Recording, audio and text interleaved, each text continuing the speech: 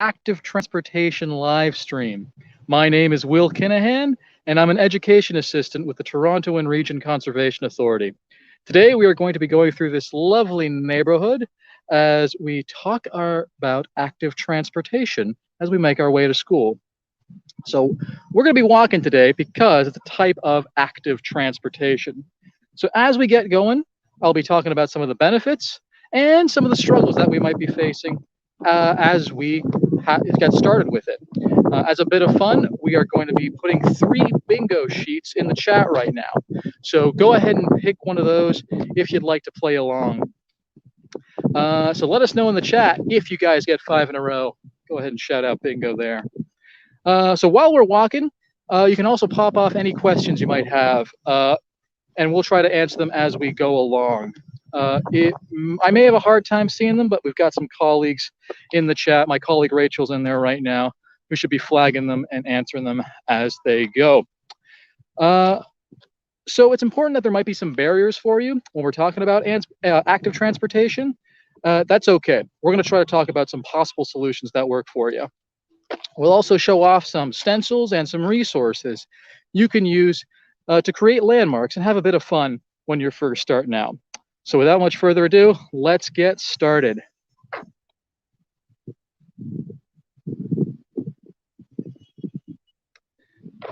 All right.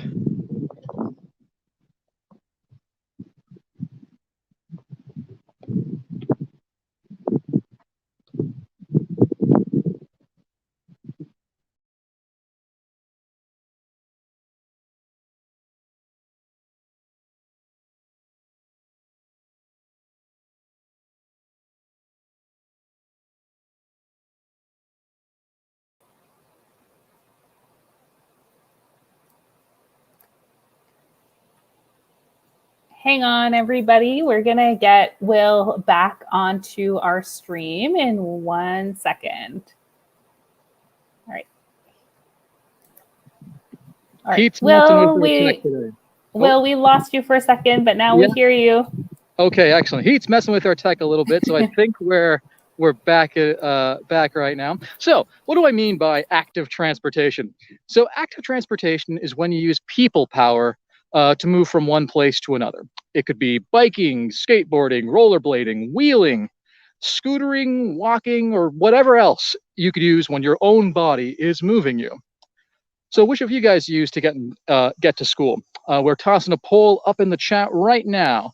You can go ahead and click on that or the straw poll in there if the YouTube chat's not working. So things like cars and trucks, those are not types of active transportation.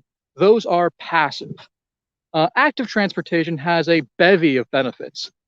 Personal benefits include an increased aerobic capacity, improved acuity and focus, informed awareness of your environment, and also a sense of independence. There are also benefits to the local community. Air quality improves, congestion is reduced. And globally, active transportation can have impacts by reducing carbon emissions around the entire world.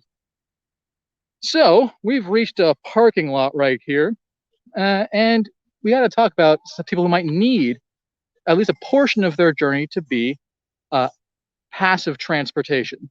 So if you live very far from your school or there are no safe routes from home, driving in a car might be your only option. In that case, you might be living in a busing zone as opposed to a walking zone. In that circumstance, you are probably going to have a much harder time using active transportation to get your entire way to school. So a 20-minute walk can easily transform into a 2-hour one, depending on the path infrastructure that's been built. Now, asking individuals to simply change their behavior when the system is set up to resist that change can be a pretty big ask. That said, there is an option. The solution we have is called Drive to 5. The premise is that the trip is split into 2 sections. The first section, you drive to a drop-off point, like a parking lot, which is approximately 5 minutes away from the school. The second section, you use active transportation to move the last little bit. This allows students to reap the benefits of active transportation while minimizing any inconvenience from it. It can also be a bit of a modular solution. If 5 minutes of walking just isn't enough to reap the benefits, then you go ahead and increase the length. Find a drop-off point a little bit further away. Or if 5 minutes is too long, there isn't any safe drop-off point before then, well, you can just shorten it a little bit and find something a little bit closer. So now we're approaching a crossing right here. So we're going to be crossing the street. So before we do that, we got to stay safe. So we're going to look both ways. So we got a car coming on this side here. And we're going to wait for that to pass. And we got nothing on the other side, so it looks like we're safe to cross. So we cross. Now, speaking of crossing the street and safety concerns, there might be some concerns for people if children are walking out on their own. Now, it's important that we don't leave children unequipped to address their own safety. For the first couple of trips, it's important that parents, guardians, and older siblings help join the kids on their route. By following their example, children will learn how to stay safe. It's also important that kids are aware of their surroundings. As we walk, there are plenty of things that require our attention. As we cross the street, there's some fast-moving vehicles. And it's important that we're on the lookout for these things. By having some companions on our journey, we're less likely to have our head buried down in a phone playing some games. Now, while our attention is required, we're also a lot more likely to notice these hazards. So eventually, everyone will be confident enough to transport themselves to school alone. The sense of independence fostered in kids will increase the trust between both parents and their children. It can improve behavior by demonstrating mutual respect and understanding. It could also be a vehicle for increasing responsibilities. Once a child is old enough, they might be able to lead younger students to school. Now, distance and safety aren't the only roadblocks. People with mobility issues, there might not be enough infrastructure, and it is not as ubiquitous as it ought to be. So as a result, it might take a little bit more planning when scouting out a route to engage in active transportation. That said, many pedestrian paths are accessible. Wheelchairs, crutches, and canes can be used on them without too much difficulty. With some forethought, routes to school can be planned. So use of this infrastructure in place encourages governments and the local community to improve and expand on existing infrastructure. Not only does it help people with disabilities, it also helps others. Seniors who have a difficulty moving will benefit from a light exercise, and able-bodied people suffering an injury can also benefit from ramps and wider walking paths. So now we have a video from our friend Will Sorley, and he's going to demonstrate some stencil kits that we can show off for you guys to use to make landmarks. Take it away, Hello, everyone. Will. We heard you're looking to make your community more active transportation friendly. Now, before we head out with our chalk and our stencils, there's going to be a couple things we need to know. So follow me and come on over here. Be sure you're using a safe sidewalk and pick a route that is commonly taken to school. Make sure that you have your teachers or adult supervision while doing this. If you look here, well, I found a nice little spot, it looks like it, right here. What do you think about it? It's good? Definitely not. We can see that I'm in a parking lot here. Parking lots, driveways, or other laneways should not be chalked on. Let's think about another place that might be really good. Come on over here. I think I have another spot that might work really well. Now that I found a safe spot, right here, what do you think about it? Yeah, definitely. This is a great safe spot. It's on the way to school, and students use this path all the time. I'm going to place both stencils on the ground, and I'm going to get ready to start coloring them in. Oh, I just got to make sure it's the right way. Perfect. I'm going to use my chalk that I have here. Now I'm going to color in within the lines of the stencils. I can use different colors, and I can be creative with it too. It's definitely a lot of fun. I can work with a partner. One person can hold the stencil while the other colors in. Don't worry about using different colors too. If I need to do any touch-ups afterwards, I can always do that. Don't worry about being perfect.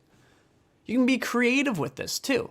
Remember, it's for you and the community around you to interact with the space in regards to active transportation and getting to school safely. We have 3 different stencils. As you saw, we have the squirrel, we have our butterfly, and we also have this frog one too. We're going to demonstrate how to use each of these. Now you can see here I've done lines in different ways. Be creative with it. It doesn't have to be one just straight line. Come on, follow me. We're going to follow the line all the way to the end towards the acorn, just as squirrels do, collecting their acorns. I'm going to become a butterfly at our flutter one, and I'm going to fly just like a butterfly and collect the flower, which should be at the end. That was my error. And then the last one that we have is our frog, and we're going to hop like a frog, and it's super fun, hopping along our stencils. Thanks for watching, everybody. We hope you enjoyed this video. We're looking forward to seeing what you can create for your school community and the community around you. Now get out there and start using those stencils. All right, thanks, Will. So we've talked about some of the obstacles and downsides and some of the art that can be made to signal a great path. Now let's talk about the benefits of active transportation. So are there any benefits that you guys can think of to moving in the morning instead of driving?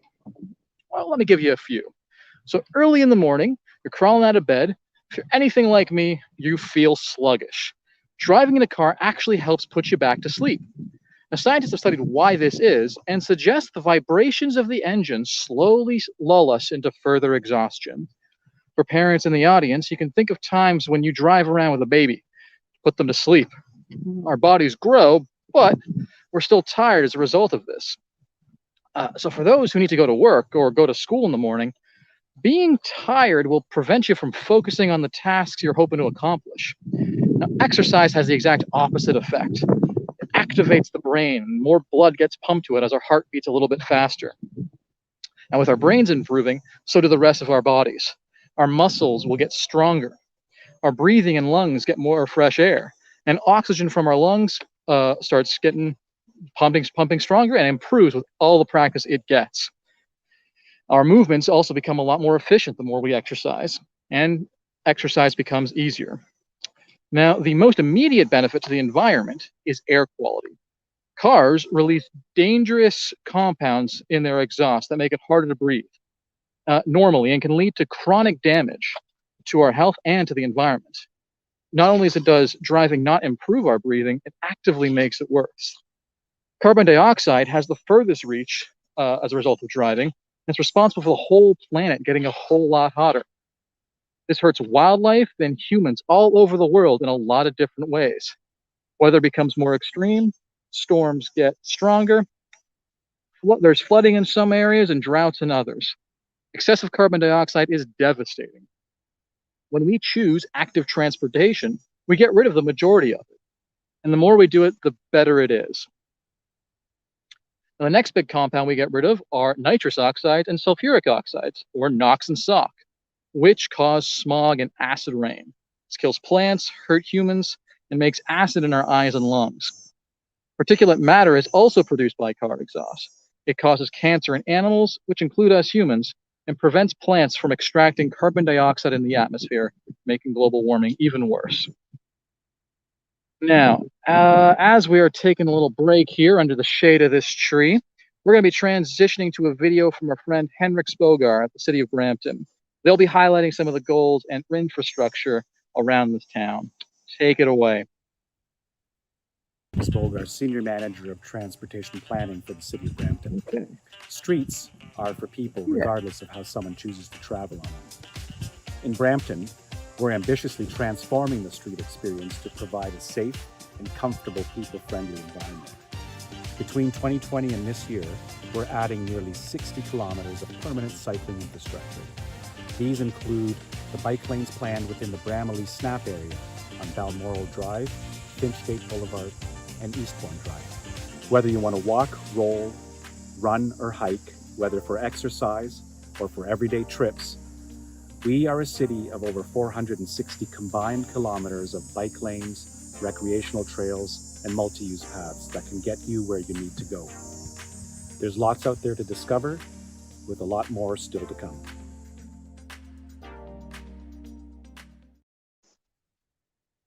All right, so now we are joined with Chaya Chengapa. She's the project manager for SNAP projects, and she's going to be answering some questions for us about actions taking place in this neighborhood. So, Chaya, welcome. What is the Bramalea Sustainable Neighborhood Action Program, or SNAP? The Bramalea Sustainable Neighborhood Action Program, or SNAP, is part of a broader movement of SNAP neighborhoods across the GTA. SNAP program is all about focusing on older neighborhoods, working with a variety of partners, coming together to work on strategic projects that tackle climate action from the ground up. So the Bramalea SNAP has been developed in collaboration with the City of Brampton, the Toronto and Region Conservation Authority, and the Region of Peel. It's a comprehensive action plan that focuses on revitalization of the neighborhood, and it integrates both community interests and sustainability objectives under the overarching theme of working together for a green, healthy, and welcoming Bramalea SNAP. The action plan is for the K, E, and F sections of Bramalea, and this was co-designed with the community and all other stakeholders over 2 years. This is to reflect the local top-of-mind priorities, motivating interests, as well as shared objectives. The Bramalea Action Plan has been approved by the City of Brampton Council earlier this year, and we are now moving towards implementation. The action plan has 6 themes, each with their own integrated initiatives. So one of the themes focuses on safe and active transportation network. So what active transportation initiatives are recommended in the action plan? Well, safe trails, reduced traffic speeds, and increased pedestrian and cycling safety along the major roads and intersections are of significant interest or concern to members in the Bramalea community. So the action plan has a series of recommendations, a series of enhancements of existing pedestrian and cycling routes. And this includes safe pedestrian crossings and as well as multi-objective road diets at key locations.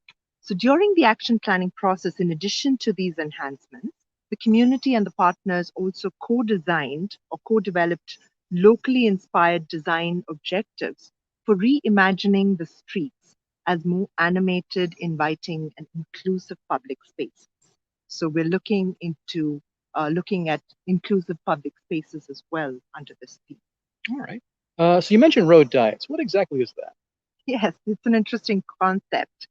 It's actually a project led by the City of Brampton, and it usually involves either narrowing or eliminating travel lanes so that we can calm traffic and increase safety for all road users. And it could also help in discouraging through traffic on local roads. So it's really all about reclaiming the street space for other road users and not just cars. This year, the City of Brampton has prioritized multi-objective road diets in the Bramalea SNAP neighborhood. So this includes new bike lanes on Finchgate Boulevard, on Eastbourne Drive, and Balmoral Drive. All right. How can interested residents get involved? Sure. So the interested residents, businesses, organizations working in the K, E, and F sections can visit the Bramalea SNAP website to learn more about our priority actions and how to get involved. Right now, we do have a call out for applications for interested volunteers who'd like to join the community co-design group. This group will help support detailed planning, co-designing, and co-developing and implementing the priority projects in the neighborhood. So the deadline is the 10th of September, so please be sure to apply before the deadline. Interested residents can also sign up for e-newsletters to get updates on regular updates on upcoming events in Bramalea SNAP. You can also email me or call me if you have any questions or comments. We really look forward to your participation. Awesome. So, do we have any questions in the chat right now? If not, yeah, please contact Chaya. You got her emails up on screen right now. Anything else you'd like to let us know today? Thank you All so right, much. perfect. So in that case, we're going to talk a little bit about road diets as we continue walking today.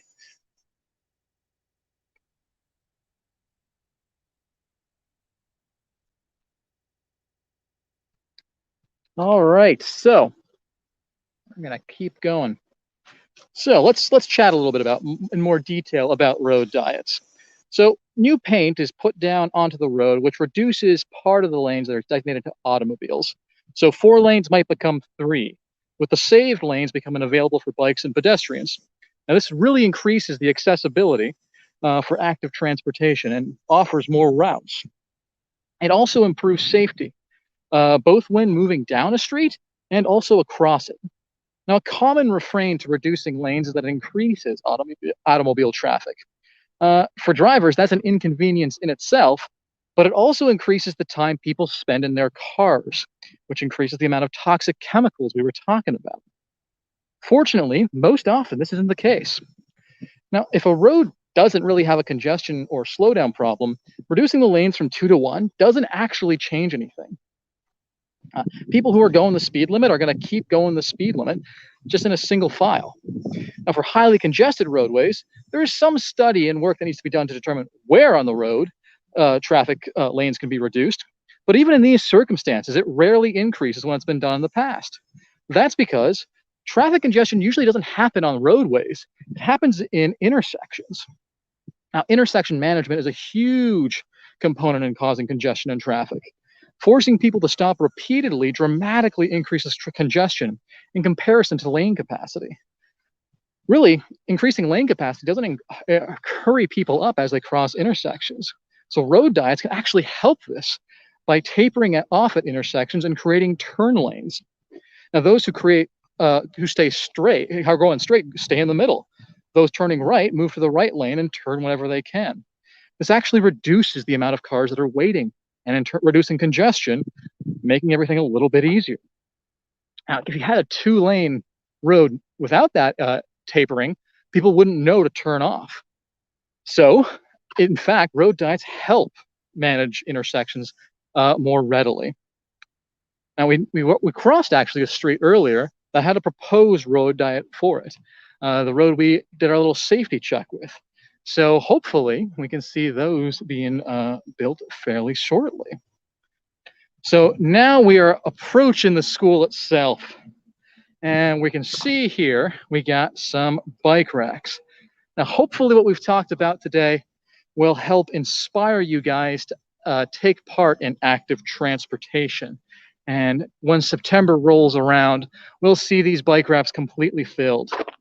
The more people start bringing bikes in, hopefully the more of these they'll need, and they'll start installing some more for you. So we are almost here at school and at one of the back entrances right now. So I'd like to thank you guys all for joining us today.